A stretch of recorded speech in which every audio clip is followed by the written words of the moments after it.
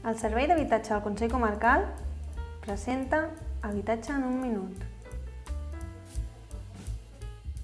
S'ha obert una nova convocatòria per al pagament de lloguer.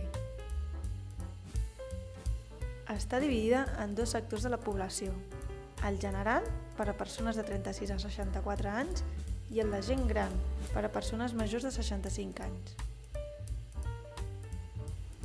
El lloguer màxim a l'Alt Penedès és de 650 euros per habitatge o 350 euros si és una habitació. Caldrà ser titular del contracte de lloguer, estar empadronat a l'habitatge, pagar el lloguer per entitat bancària o finques i estar al dia dels pagaments. Recorda, estarà oberta fins al 12 de maig.